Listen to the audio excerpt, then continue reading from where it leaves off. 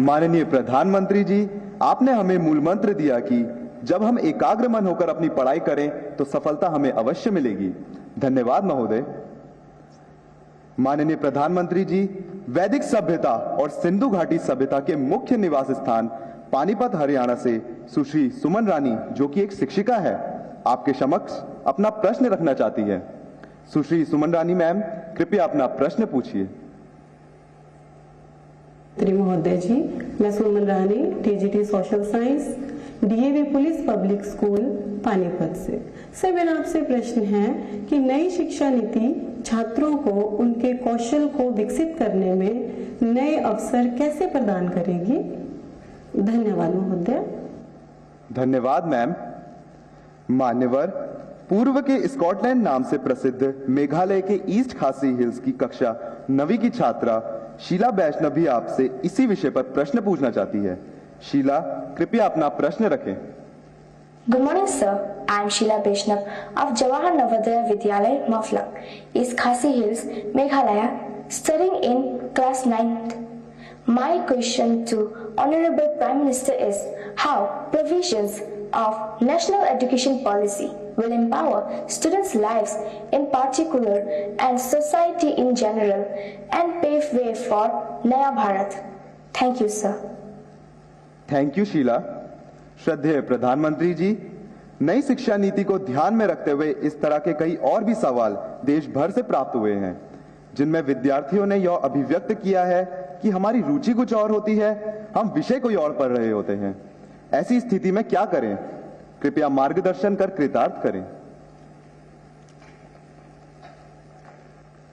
जरा गंभीर प्रकार का सवाल पूछा है और इतने कम समय में उसका पूरा विस्तार से जवाब देना भी कठिन है।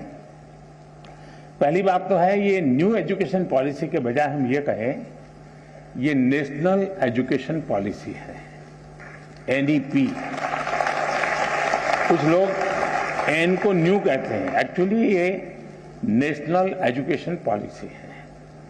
और मुझे अच्छा लगा कि आपने पूछा, शायद दुनिया में शिक्षा की नीति निर्धारण में इतने लोगों का इन्वॉल्वमेंट हुआ होगा, इतने स्तर पर हुआ होगा, ये अपने आप में शायद एक बहुत बड़ा वर्ल्ड रिकॉर्ड है।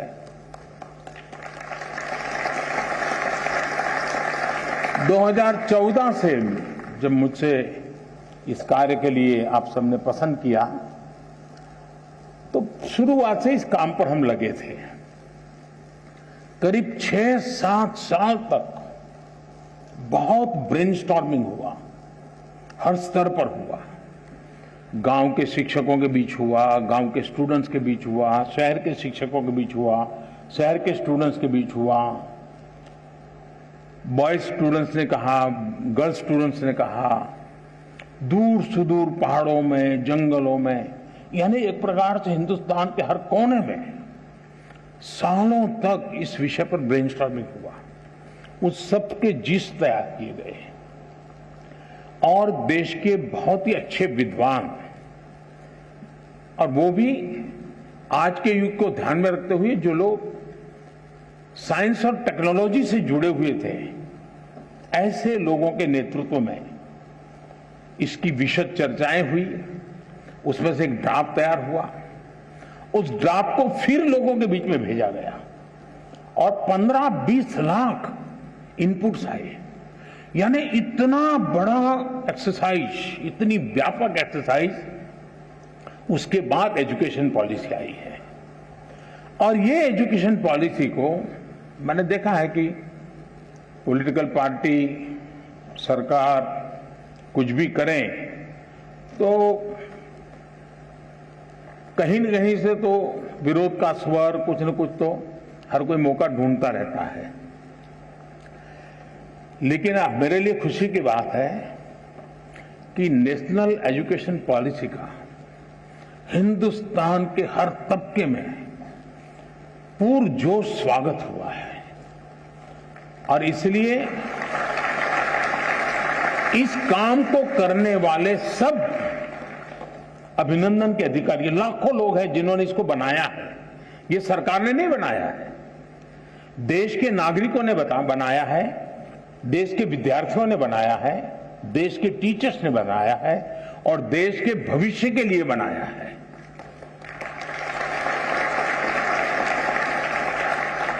अब एक छोटा सा विषय, पहले हमारे यहां खेलकूद एक एक्स्ट्रा एक्टिविटी माना जाता था। आपको जो 5वीं, 6ठी, 7वीं में पढ़े होंगे उनको पता होगा। अब इस नेशनल एजुकेशन पॉलिसी में वो शिक्षा का हिस्सा बना दिया गया है।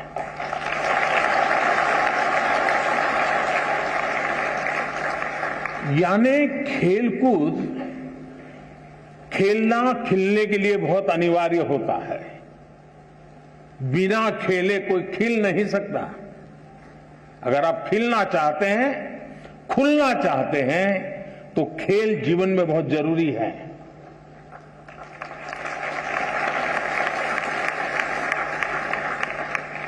टीम स्पिरिट आता है, साहस आता है, अपने प्रतिस्पर्धी को समझने की ताकत आती है। ये सारी किताबों में से जो सीखते हैं, खेल के मैदान में आसानी से सीख सकते हैं। लेकिन वो पहले हमारी शिक्षा व्यवस्था से बाहर था, एक्स्ट्रा एक्टिविटी था, उसको प्रतिष्ठा दी। अब आप देखते हैं कि परिवर्तन आने वाला है और इन दिनों खेलकूद में जो रुचि बढ़ रही है तो उसको एक प्रतिष्ठा मिली है। फर्क, मैं एक ऐसी चीज बता रहा हूं जो आपको ध्यान में आए। कहने के लिए तो मेरे पास बहुत सारी चीजें हैं। उसी प्रकार से क्या हम 20वीं सदी की नीतियों को लेकर के 21वीं सदी का निर्माण कर सकते हैं क्या? मैं आप लोगों से पूछता हूं। 20वीं सदी की सोच, 20वीं सदी की व्यवस्था, 20वीं सदी की नीति, इससे 21वीं सदी में आगे बढ़ सकते हैं क्या? जरा जोर से बताइए ना। नहीं बढ़ सकते ना। तो हमें 21वीं सदी के अनुकूल अपनी सारी व्यवस्थाओं को, सारी नीतियों को ढालना चाहिए कि नहीं ढालना चाहिए? अगर हम अपने आप को इवॉल्व नहीं करेंगे तो हम ठहर जाएंगे, और ठहर जाएंगे ऐसा नहीं, हम पिछड़ जाएंगे। और इसलिए भी वैसे बीच में समय जितना जाना चाहिए था उससे ज्यादा चला गया, उससे देश का नुकसान हुआ है। लेकिन अब जब हम पहुंच चुके हैं, अब जैसे आज हम देखते हैं कि कभी कभार मां बाप की इच्छा के कारण, रिसोर्सेज के कारण, नजदीक में व्यवस्था के कारण हम अपनी इच्छा की शिक्षा के लिए आगे नहीं बढ़ पाते हैं, और सब प्रेशर के कारण और प्रतिष्ठा के कारण एक ढर्रे पर चले गए, हाँ नहीं नहीं डॉक्टर बनना है।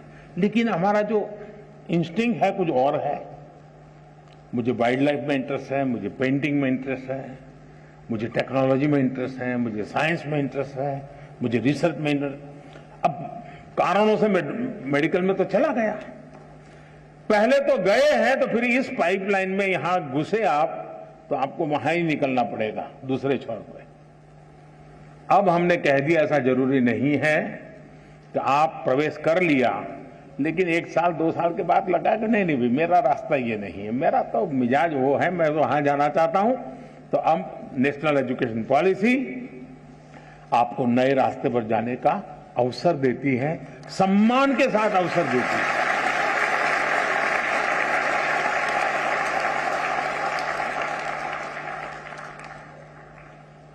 आज हम जानते हैं पूरी दुनिया में स्किल का महात्म्य बहुत बढ़ गया है।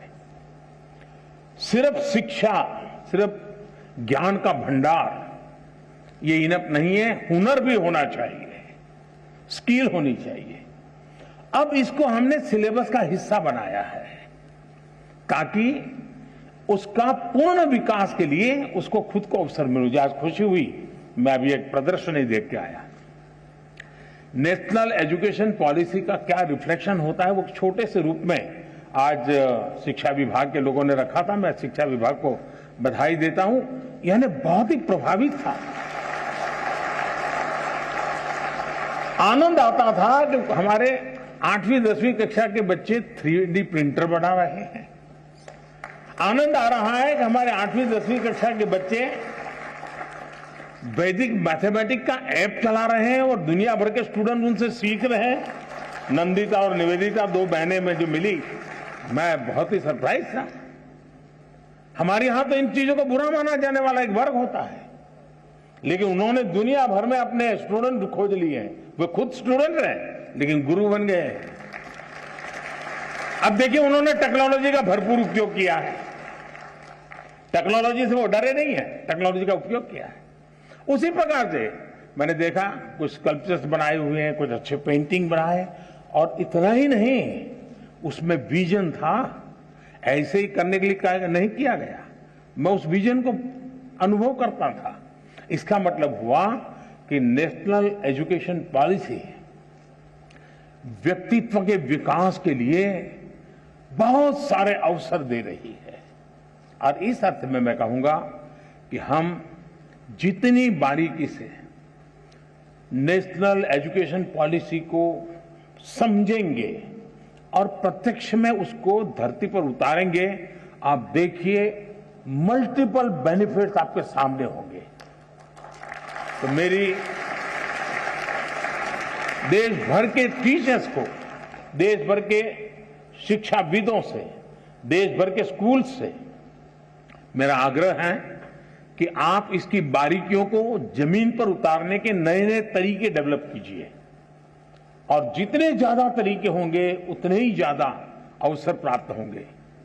मेरी शुभकामनाएं हैं।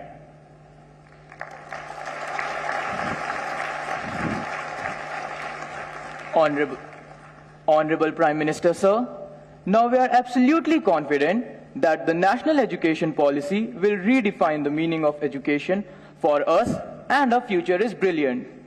हम खेलेंगे तो अवश्य खेलेंगे। Honorable sir, Roshni of Rajkiya Kanya Inter College in the industrial town of Ghaziabad seeks respected Prime Minister's help and guidance on certain issues. Roshni, please ask your question. नमस्कार महोदय, माननीय प्रधानमंत्री जी, मैं रोशनी राजकीय कन्या इंटर कॉलेज विजयनगर गाजियाबाद उत्तर प्रदेश में 11वीं कक्षा की छात्रा हूँ। मान्यवर, मेरा प्रश्न यह है कि मुझे आश्चर्य है कि क्या छात्र परीक्षा से डरते हैं या अपने माता पिता और शिक्षकों से? क्या हमें परीक्षा को बहुत गंभीरता से लेना चाहिए, जैसे कि हमारे माता पिता या शिक्षक हमसे उम्मीद करते हैं, या बस त्योहारों की तरह उनका आनंद लें? कृपया हमारा मार्गदर्शन करें। धन्यवाद। थैंक यू रोशनी। 5 नदियों के क्षेत्र, गुरुओं की भूमि स्थित समृद्ध राज्य पंजाब के भटिंडा से 10वीं की छात्रा किरणप्रीत इसी विषय पर अपना प्रश्न पूछना चाहती हैं। किरणप्रीत, कृपया अपना प्रश्न पूछें। Good morning, Honorable Prime Minister Sir. My name is Kiranpreet Kaur of class 10th. I study in Doon Public Senior Secondary School, Kalyan Sukha, District Bathinda, Punjab. Sir, my question to you is, how do I deal with my family's disappointment if my results are not good? I don't have negativity against my parents, because I know they need more reassurance than I do. Thank you, sir. Please guide me. धन्यवाद Kiranpreet. Honorable Prime Minister Sir, like many of us, Roshni and Kiranpreet also find it a challenge to deal with the expectations of their parents and teachers. We look forward to your advice. Honorable Sir. रोशनी, क्या कारण है कि आपने जब ये सवाल पूछा तो सबसे ज्यादा तालियां बजी? क्या कारण है?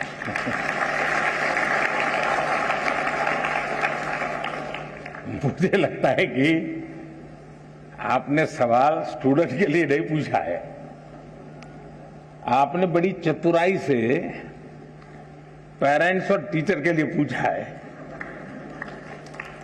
और मुझे लगता है कि आप चाहती हैं कि मैं आज यहां से हर एक के पेरेंट्स को और टीचर्स को कुछ यहां से कह दूं ताकि आपके काम आ जाए।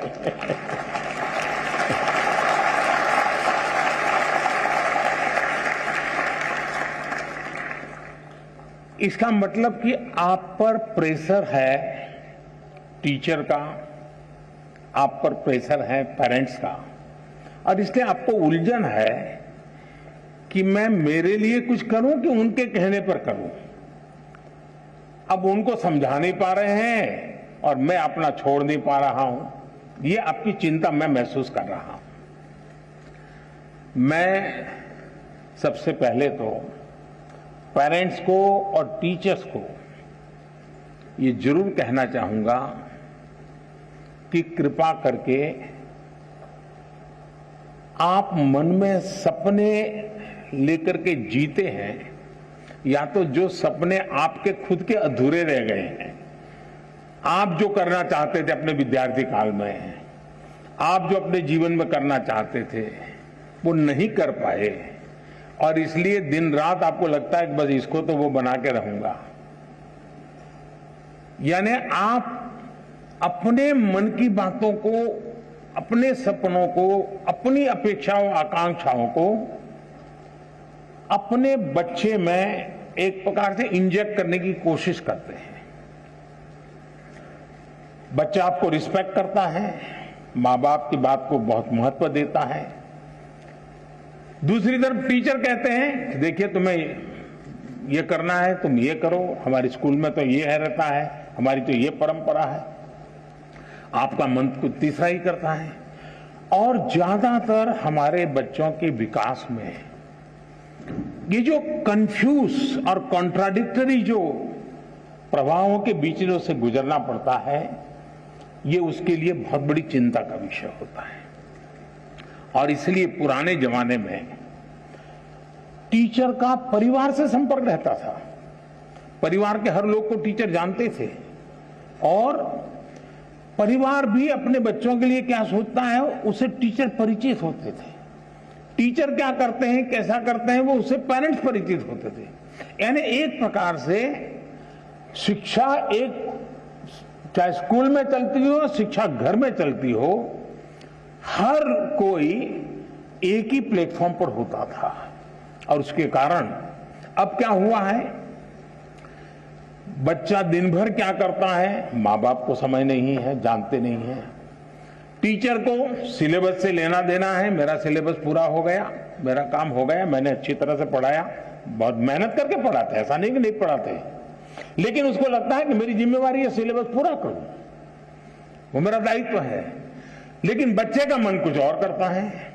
और इसलिए जब तक चाहे पेरेंट्स हो या टीचर्स हो या स्कूल का एनवायरनमेंट हो, हम बच्चे के शक्ति और उसकी सीमाएं, उसकी रुचि, उसकी प्रवृत्ति, उसकी अपेक्षा, उसकी आकांक्षा, इन सबको बारीकी से ऑब्जर्व नहीं करते हैं, उसको जानने समझने का प्रयास नहीं करते हैं, और हम उसको धक्का मारते जाते हैं, तो कहीं न कहीं वो लड़खड़ा जाता है।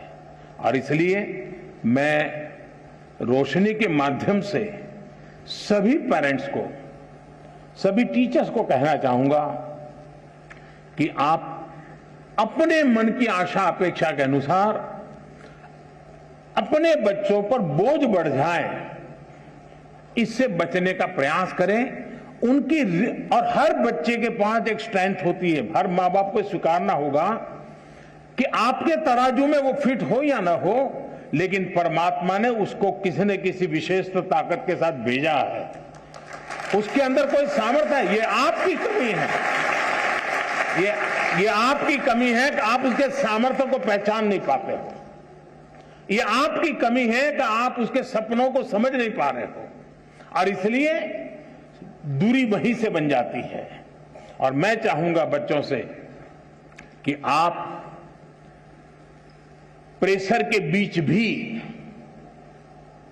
अब ये तो मैं नहीं कहूंगा कि मां बाप का मत सुनो, मैं ये तो नहीं कहूंगा टीचर की बात मत सुनो, ये तो सलाह ठीक नहीं होगी। सुनना तो है ही है, वो जो कहते हैं उसको समझना है, लेकिन हमें उन चीजों को स्वीकार करना है जो हमारे भीतर बहुत सहज रूप से, आपने देखा होगा धरती भी वैसे तो निर्जीव लगती है, एक बीज बोएंगे तो उसमें से कुछ नहीं निकलता है, लेकिन उसी धरती पर दूसरा बीज बोएंगे तो बहुत कुछ निकल के आता है, बहुत बड़ा वटवृक्ष बन जाता है। दोष धरती का नहीं है, कौन सा बीज बोया है उस पर है। और इसलिए आपको पता है कि कौन सी चीज आप आसानी से एडॉप्ट कर लेते हैं, कौन सी चीज आपको मन के साथ एकदम उसमें आगे बढ़ जाते हैं। आप जी जान से उसमें जीतते जाइए, आपको कभी बोझ महसूस नहीं होगा। और शुरू में शुरू में रुकावट आएगी, लेकिन बाद में परिवार गर्व करने लग जाएगा, हाँ हम तो सोचते थे कि इसमें ये बहुत अच्छा किया, आज तो हमारा नाम रोशन हो गया।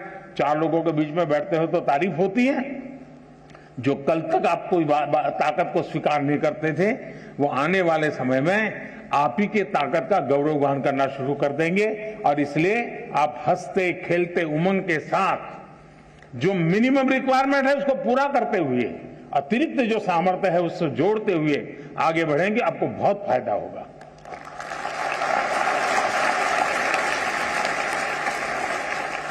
श्रद्धेय प्रधानमंत्री जी, आपने अभिभावक एवं शिक्षक की आशाओं अपेक्षाओं के बीच बच्चों की रुचि एवं आकांक्षाओं को नई शक्ति दी है। आपका कोटि कोटि धन्यवाद। Honorable Prime Minister Sir, from the culturally rich city of Delhi, Vaibhav, a class 10 student of Kendriya Vidyalaya Janakpuri, earnestly seeks your counsel regarding his problem. Vaibhav, please ask your question. नमस्कार प्रधानमंत्री जी, मेरा नाम वैभव कनौजिया है। मैं कक्षा 10वीं का छात्र हूँ। मैं केंद्रीय विद्यालय जनकपुरी दिल्ली में पढ़ता हूँ। महोदय, मेरा आपसे यह प्रश्न है कि how to stay motivated and succeed when we have so many of backlog. Thank you sir. धन्यवाद वैभव। माननीय प्रधानमंत्री जी, हम बच्चे ही नहीं, हमारे अभिभावक भी आपसे अपनी समस्याओं का निदान चाहते हैं। सुजीत कुमार प्रधान जी, जो झारसुगुड़ा उड़ीसा से एक अभिभावक हैं, आपसे इसी विषय पर मार्गदर्शन की अपेक्षा रखते हैं। श्रीमान सुजीत प्रधान जी, कृपया अपना प्रश्न पूछें। माननीय प्रधानमंत्री जी नमस्कार, मेरा नाम सुजीत कुमार प्रधान। मेरा प्रश्न है, पाठ्येतर गतिविधि के लिए बच्चों को कैसे प्रेरित करें? धन्यवाद। धन्यवाद श्रीमान। माननीय प्रधानमंत्री जी, स्थापत्य और चित्रकला के धनी राजस्थान के जयपुर की कक्षा 12वीं की छात्रा कोमल शर्मा आपसे अपनी परेशानी का हल चाहती हैं। कोमल, कृपया अपना प्रश्न पूछें। नमस्कार माननीय प्रधानमंत्री जी महोदय, मेरा नाम कोमल शर्मा है। मैं राजकीय बालिका उच्च माध्यमिक विद्यालय बगरू जयपुर कक्षा 12वीं की छात्रा हूँ। मेरा प्रश्न आपसे ये था कि मेरे एक सहपाठी का एक पेपर अच्छा नहीं गया है, तो मैं उसे दिलासा कैसे दूं? धन्यवाद। धन्यवाद Komal. Honourable prime minister sir, Aran Eapen, a class 10th student of Qatar, is overwhelmed by a similar problem. Aaron, please go ahead and ask your question. Namaste sir, greetings from MES Indian School, Doha, Qatar. My name is Aaron Epen of class 10. My questions to the Honorable Prime Minister of India are these: how to stop myself from procrastinating and how to keep away my exam fears and the sense of lack of preparation. Thank you, Aaron. Honorable Prime Minister Sir, Vaibhav, Mr. Pradhan ji, Komal and Aaron are eager to gain from your wisdom on how to handle the problem of lack of motivation and how to sustain commitment to academics. Also, many other students from all over India want to know how to ensure that they participate equally in extracurricular activities to be well-integrated individuals. Kindly guide all of us, sir. कोई ये सोचता हो कि motivation का कोई injection मिलता है, और वो इंजेक्शन हम लगवा दें तो फिर मोटिवेशन का एश्योरेंस मिल जाता है। किसी को लगता है कि ये फॉर्मूला मिल जाए तो फिर मोटिवेशन की कभी समस्या नहीं रहेगी, तो मैं समझता हूं कि ये बहुत बड़ी गलती होगी। लेकिन पहले तो खुद को आप ऑब्जर्व कीजिए कि आप वो कौन सी बातें होती हैं जिससे पूरी तरह डीमोटिवेटेड हो जाते हैं। आपको पता चलेगा, आप दिन भर देखेंगे, सप्ताह भर देखेंगे, महीने भर देखेंगे तो आप पकड़ पाएंगे कहा जब ऐसा होता है तो मुझे लगता है वो मैं कुछ नहीं कर सकता, ये मेरे लिए कठिन है। तो एक खुद को जानना और उसमें भी वो कौन सी बातें हैं जो मुझे हताश कर देती है, निराश कर देती है, एक बार उसको जान लें और उसको एक बार नंबर बॉक्स में डाल दें, ठीक है। फिर आप कोशिश कीजिए कि वो कौन सी चीजें हैं जो सहज रूप से आपको मोटिवेट करती हैं। जो बातें सहज रूप से आपको मोटिवेट करती हैं उसको आप आइडेंटिफाई कीजिए। मान लीजिए आपने कोई बहुत अच्छा गाना सुना, सिर्फ उसका संगीत नहीं, उसके शब्दों में कुछ चीजें ऐसी हैं कि आपको लगता है हाँ यार, सोचने का तरीका ये भी हो सकता है। तो आपने देखा होगा कि आप अचानक नए सिरे से सोचना शुरू कर देते हैं। किसी ने आपको बताया था? नहीं बताया था, लेकिन आपने खुद को तैयार किया था कि वो कौन सी चीजें हैं जो मुझे मोटिवेट करते, आपने पकड़ लिया तो आपको मन करेगा हाँ ये मेरे लिए बहुत काम की चीज है।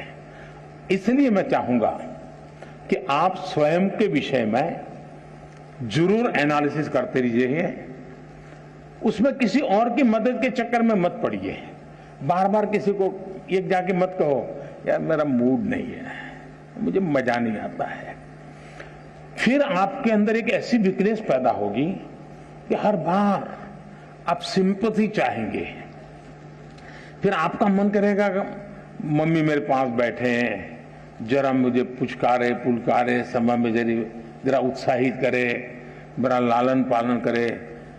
तो एक वीकनेस धीरे धीरे डेवलप हो जाएगी। कुछ पल तो अच्छे चले जाएंगे, और इसलिए कभी भी उन चीजों के विषय में सिंपैथी गेन करने के लिए उपयोग मत कीजिए, कभी मत कीजिए। है जीवन में मुसीबतें आई, निराशा आई, हताशा आई, मैं उसको खुद जीऊंगा, मैं उससे जम करके उससे जंग करूंगा और मेरी ही निराशा, मेरी उदासीनता को मैं ही खत्म कर दूंगा, मैं ही उसको कब्र में गाड़ दूंगा, ये विश्वास पैदा करें।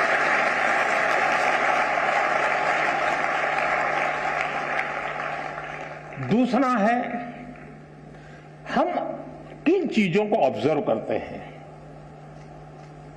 कभी कभी कुछ चीजों को ऑब्जर्व करने से भी हमें बहुत प्रेरणा मिलती है। अब मान लीजिए आपके ही पर घर में एक 3 साल का बच्चा है, 2 साल का बच्चा है, उसको कुछ लेना है लेकिन उसके लिए बड़ा मुश्किल है। आप दूर से देखते रहिए कि वो गिर जाएगा, पहुंच नहीं पाएगा, थक जाएगा तो थोड़ी देर चला जाएगा, फिर आएगा, फिर कोशिश करेगा। मतलब आपको वो सिखा रहा है कि ठीक है मेरे लिए मुश्किल है लेकिन मैं अपनी कोशिश नहीं छोड़ूंगा। ये मोटिवेशन क्या किसी स्कूल में किसी ने पढ़ाया था क्या? उस 2 साल के बच्चे को कोई प्राइम मिनिस्टर गया था कहने के लिए क्या? किसी प्राइम मिनिस्टर ने समझाया था क्या? अरे निराश मत हो जा बेटे, खड़े हो जाओ, दौड़ो, ऐसा कहने गया था क्या? जी नहीं। ईश्वर ने एक इनहेरेंट क्वालिटी हम सब में रखी हुई है जो हमें कुछ न कुछ करने के लिए वो ड्राइविंग फोर्स बनती है। छोटे बालक में भी होता है। हमने कभी इन चीजों को ऑब्जर्व किया है? आपने देखा होगा कि कोई दिव्यांग अपनी कुछ गतिविधि करता है, उसने अपने तरीके ढूंढ लिए हैं, बहुत अच्छे ढंग से करता है। लेकिन हमने माइन्यूटली ऑब्जर्व किया कि देखिए भाई, ईश्वर ने उसकी इतनी शरीर में कमियां दी है, लेकिन उसने हार नहीं मानी है। उसने अपनी कमियों को ही शक्ति बना दिया है।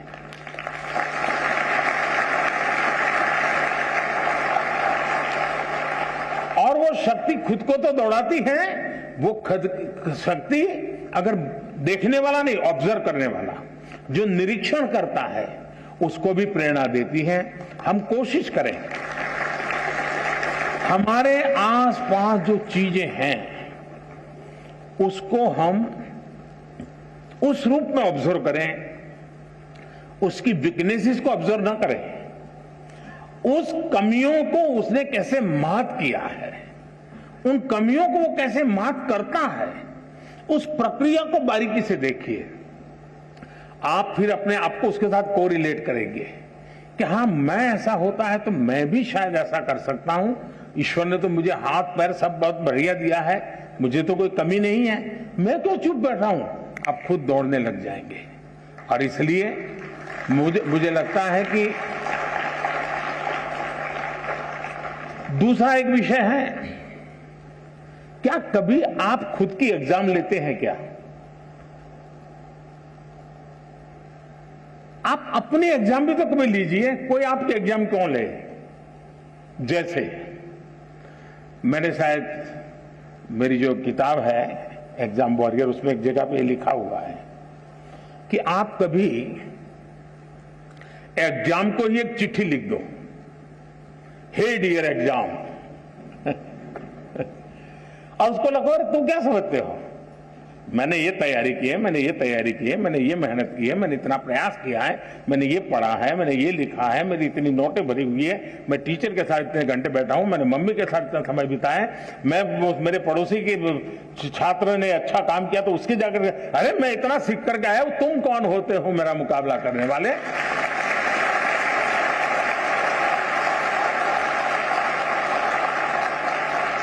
तुम क्या होते हैं मेरी एग्जाम लेने वाले? मैं तुम्हारी एग्जाम ले रहा हूं, मैं देखता हूं तुम मुझे नीचे गिरा करके दिखा दो, मैं तुम्हें नीचे गिरा करके दिखा देता हूं। कभी तो करिए। कभी कभी आपको लगता है कि भाई मैं ये जो सोचता हूं सही है गलत है, आप ऐसा कीजिए, एक बार रिप्ले करने की आदत बनाइए। रिप्ले करने की आदत बनाएंगे तो आपको एक नई दृष्टि मिलेगी। जैसे मानो क्लास के अंदर कुछ सीख करके आए हो, आपके 3-4 दोस्त हैं, बैठिए और आज जो सीखा है आप ही टीचर बन के आपके 3 दोस्तों को सिखाइए, फिर दूसरा दोस्त और 3 को सिखाए, फिर तीसरा दोस्त और 3 को सिखाए, फिर चौथा दोस्त, यानी एक प्रकार से जितने पाया होगा वो परोसेगा और हर एक को ध्यान में आएगा, देखिए यार उसने इस बिंदु को पकड़ा था, मुझसे छूट गया था, उसने इस पॉइंट को पकड़ा था, मुझसे छूट गया था। चारों लोग जब रिप्ले करेंगे उस बात को और खुद आप करेंगे, किताब नहीं है, कुछ नहीं है, सुना है, आप देखिए वो आपका अपना बन जाएगा।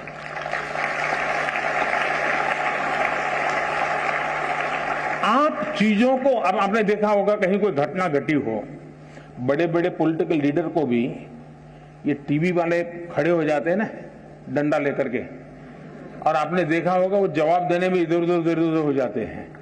कुछ लोगों को तो पीछे से प्रॉम्प्टिंग करना पड़ता है, आपने देखा होगा।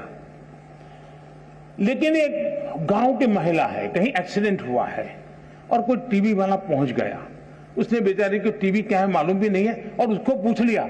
आप देखिए बड़े आत्मविश्वास के साथ वो सारा वर्णन कर देती है कि ऐसा हुआ था, फिर ऐसा हुआ था, फलाने आए थे, डिगने आए थे, ऐसा, यानी परफेक्टली चीजें बता। क्यों? क्योंकि उसने जो अनुभव किया उसको वो आत्मसात कर लेते हैं और उसके कारण उसको रिप्ले बड़ी आसानी से कर लेते हैं। और इसलिए मैं मानता हूं कि आप अपने आप को खुले मन से इन चीजों से जोड़ेंगे तो कभी भी निराशा आपके दरवाजे पर दस्तक नहीं दे सकती है।